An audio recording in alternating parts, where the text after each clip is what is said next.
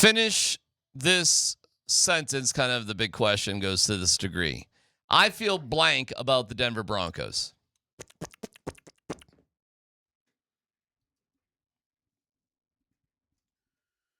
Oh, that's a good question. Leery, happy, confused. Can you ask me in like two different ways? It would be so much easier because I'm conflicted. Maybe that's the answer? Say conflicted. Maybe that's the answer. I feel conflicted. All right. But I mean, like, if you asked it in two separate ways, and I just looked at this holistically, I take a step back. Let's take the 5,000-foot view and look at this thing. You got a 7-2 team, dude. Like that's BA. Like that's an incredible season. Those are seasons that you dream of. We are 7-2 right now with a very good opportunity to be a 13-win football team. That's nuts. If you'd asked all of us in August, early August, Broncos going to be 7-2. What do you feel? What's blank about the Broncos? Everybody would say ecstatic, fired up. It'd be all positive. But I'm telling you, in pro sports, and it's supposed to be like this, your expectations change with wins. Yeah. And so the expectations now, you wanted to win the first round of the playoffs. I had them 11-win team and winning in the first round, having them winning a wild card. And get to the second round. Yes, and I'm still going to hold by that, by the way. Okay, that's fine. But you know what your expectation should be now? You need to get a bye in the first round. Well, there's only one bye. You have to finish first in the AFC. Are you not right up there? You're tied with the Patriots and the Colts for first place, yes. So you don't control your own destiny, unfortunately, because you lost to the Colts. So if you stayed tied with the Colts, you would be the second team if they were the first. So you don't control your own destiny in terms of that. You do. Because you got rizzed. That's right. First Riz That's game. right. You do control your destiny, however, in the AFC West. You do control that. Yeah. Micro, so that's the macro, right? That's a 5,000-foot view. But if I dial it in, my real response to that game was, well, somebody had to win. I'm glad it was the Broncos. It was really like that. Like that did not really feel like a win. That didn't feel like we got to win. That's Mike Malone. I'd rather win ugly and try to fix something than to lose pretty. There's a lot to be concerned with. If you want to go the other direction, like, can we sustain this? There's a lot of evidence that'd be like, ooh, I don't know how sustainable that is. People would say that about my team in 2015 too, and I get it. They did. I was on the air, and people kept calling in. Yep. They ain't going to be able to sustain this defense. No way this – well, they did. Yeah, but if you guys are being honest, as you guys are talking about the team in the middle of the year, did you have concerns? No doubt about it. I did. At 4-0, I asked Gary Kubiak, has he considered playing Brock Osweiler because Manning was playing so poorly? No. Not permanently, but like mixing him in. No, I was definitely concerned, Tyler, because the year before, Peyton Manning could barely move, if you remember that Colts playoff game at home that they lost. Right. And we knew in 2015 you guys were going to make the playoffs. That wasn't a doubt. The question at that point, because the bar had been raised so high, how can you not have a season like you had the year before, losing in the first round to the Colts? That was the bigger question. No, there were a lot of concerns at this time. And if you remember, timing-wise, we are right on the anniversary, close to it, of Peyton Manning getting booed off the field against the Chiefs down 20-0 at halftime, where Brock came in right before Thanksgiving, and you guys kind of went on a really fun run there until Peyton came back in against the Chargers. I had no concerns, and here's why. Are you kidding? You had no concerns in that year? No. Oh, man. Wow. I'm going to tell you why. One, I thought that defense was sustainable. It's been done before. History already showed the great defense can sustain it for an entire year and win Super Bowls. But, DeMarcus wasn't playing like all the time and not playing all that great all the time at this time in November of that year. Yeah, they were great. Anyway. Okay. And Peyton Manning had paper behind him. Yeah, I get that. He had history behind him. And my thought was, so like right now, it could be the same thing. They're winning despite Bo kind of playing iffy at times. They're still winning games. But Bo ain't got no paper behind him. Peyton Manning had 15 previous years of just kicking everybody's butt, and you're like, well, dude, he's not playing good, but you know what? He still made that one pass in Kansas City. He still made that one throw in Cleveland. He still made that throw in the Detroit game. And you're like, he's not playing great, and they're still winning. And it was like, he's going to turn it around and start playing great. Never really played great. Maybe the one Chargers game, when he came back in, played pretty good. But there was paper behind him. Bo ain't got no paper. And so I don't feel as good about this as I did that 15 team because I thought, the 15-team defense is sustainable. I'm at the point now that, you know what? We got to see it now. We got 2 more big weeks for the break. How do you feel about I feel blank about the Broncos. I think great about the Broncos defense. I think Broncos defense is sustainable. I am leery of the Broncos offense. So you feel great and leery about the Broncos. Yeah. So here's the optimistic side, though. With as good as this defense is, if this offense could just become mediocre. Yep. Brett Kane said that this morning. Dude, like now we're talking, right? We don't even have to be elite. We don't even have to be great. Just be middle of the road and everything. Wasn't that the same in 2015 too? Yeah. Yeah, just don't. You know what it was in 15? Don't turn it over.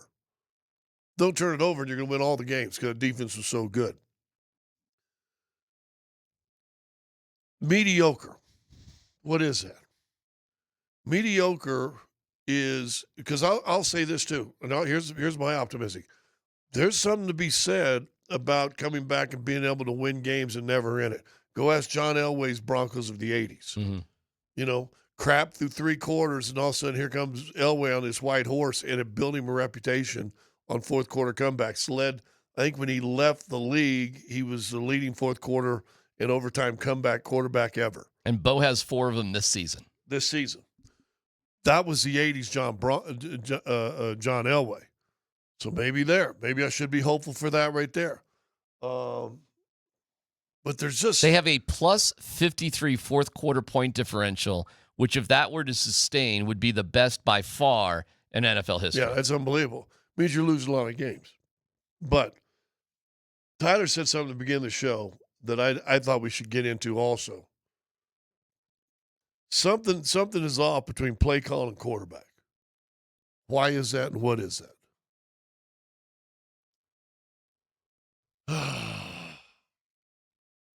I don't know the answer. But what you said it, so you kind of believe it, right? Yeah, I do. I don't know the answer. My gut tells me Sean is actually doing the opposite of what a lot of people think. I think a lot of people think that Sean Payton is calling an offense and just expecting Bo Nix to fit in. I disagree. I think he's just trying to call plays that he thinks Bo Nix can be successful at. And really, when we get into the second half and we got to press and we got to open things up, all of a sudden it just clicks a little bit more. I don't know if Bo's actually earned the right to open this thing all the way up or not, but I think you don't have a choice as a play caller now. You got to stop managing him. Stop managing your quarterback and just open up the offense and let's go. I'm okay with that. I will say this. Bo's biggest plays, in my opinion, last game. Now, first of all, that 2-point conversion, that throw, phenomenal. Mm-hmm. The one touchdown pass to somebody, I mean, they had to wait on it, and he had enough time, he got there. That 2-point conversion throw, that's major league NFL quarterback throw. That was spectacular throw. But his legs won the game. How about that, by the way? It wasn't him passing. How about that? He didn't run all game, but it was his legs who won the game for you. Ain't no doubt about it. 25 yards when they needed it the most. Yep, and then picked up another 13 later on to get him even closer. How about that? Should he be doing that more often? Well, if our first texter threw in there and said, well, is he on the Josh Allen path? Well, Josh Allen said he wanted to stop running as much this year. But you know what Josh Allen was doing his year too? He's running his ass off. There's no doubt about it. Until Josh Allen became a more proficient passer, he made up for it by running a lot. Maybe Bo. Okay. Sure, why not? Because at the end of the day, you still want to win. And whatever you need to do mechanically to get better, perhaps that just takes time and work and film and the whole lot of it. Experience, confidence, the whole thing. But in the meantime, let's still win the games, right? So maybe that is the right thing because you don't want to maybe open up with it, Tyler. But let's win the game at the end of the day. Unless you do say we want to run around, but C.J. Stroud want to run around. How's he doing this morning? Maybe you don't run around unless you really have to. unless you Well, want to be that more was creative. that was a have-to play by Stroud. There's too. no doubt about it. He's Listen, about ready to get blitzed. the Texans were in complete desperation mode. You realize that, right? Like, they needed that game badly. That puts him behind the 8 ball. And if I'm a Texans fan, their inability to score in the red zone would be driving me absolutely nuts. Dan, do you have a comparison of Peyton Manning through 9 games in 2015 and Bo Nix through 9 games here in 2025? Well, yeah, it was easy for Peyton because, he played 9 games, got benched in the Kansas City game, and then he had 69 passing yards, no touchdowns, no picks in his final game against the Chargers the last week of the season. So Peyton, through 9 games in 2015, just under 2,200 passing yards, 9 passing touchdowns, 17 interceptions, and just under a 60% completion percentage back in 2015 for Peyton Manning. Do you have interceptions too? He had 17 interceptions. Oh, I'm sorry. How many? 9 touchdowns? 9 touchdowns. Holy cow. Yeah. Oh Well, my he threw had- 4 in the didn't he have KC one game. He had 4 picks. That was the the Kansas City was game. that Cleveland game? He had 4 picks or something like that. So 59% completion percentage, 2,200 yards, throwing 9 touchdowns to 17 interceptions. That's right. Wow. Well, what's Bo? Bo's at just under 2,000 passing yards. 1,700. 2,000, just under 2,000. 61.2% completion percentage. 17 passing touchdowns, 6 interceptions. All right. By comparable metrics, then, Bo Nix is having a much better year than Peyton Manning did in 2015. Yeah, but I don't think that's surprising to anybody. I think what it shows is Bo's 25 and Peyton was 35. I got you. No, Peyton was 30. I Peyton got you. was 39. 39. I don't know. And by the 38. way, we're not throwing in the rest of the season, which were basically Brock Osweiler stats. Hey, by the way, But those numbers compared to Peyton are mind-blowingly better. how about our old school Mercedes in his first play? Had a pretty good block, didn't he? He did. That first He got Will Anderson on the edge. He had 6 total snaps. He but had that was 6. That was a good one. How funny is it? It was 6 snaps that we were talking about. Like, how would you be for 6 snaps? I don't know. That first one was a nice run around the edge. You got to help seal the edge. Yeah. You could have done that. I could have done that. You could have done that. Yeah, I could have done that. Could have just But posted. would you be walking today and be able to play Thursday? I'd be walking great if I was getting the kind of money that he's getting. 6 snaps. You could have done that. And you'd been fine. I mean, it was cool. That's a good block. I was looking at it. I swear to God, Tyler, I'm like, Tyler could have done that. You would not You believe. know what? How about when Troutman made those 2 catches where you saw it? Oh, I don't know about You would not that. believe the amount of random people I met this weekend at Halloween party, at Fort Collins, wherever. Yeah. The amount of people that came up to me and asked me if I'm really coming back to play tight end, it was astonishing. It was kind of cool. Like, there's a lot of people who listen to the show, but it was literally astonishing how many people asked me if I'm being serious. Well, on the TV broadcast, did you catch it? They were, he keeps in great shape. He's just, this workout thing, whatever. And I'm like, for a short guy, I'm thinking of you. I swear to God. I'm like, well, Tyler, I mean, I don't know. And you're younger than him. Hats off to him, dude. Really? 20 seasons. That's just insane. He is stealing a paycheck. 6 snaps on the edge. I mean, you just got to get in the way for a little That bit. kind of sounds like John A. Barron's numbers. Yeah, right. Well, he was in the way, first weeks. he was way, yeah, in the first week, but he was way up this week. He had like 35 snaps, something like that. Actually, I have the He exact made number. a good play. He had a pass defense. No, he was a pretty important dude out there. He had, come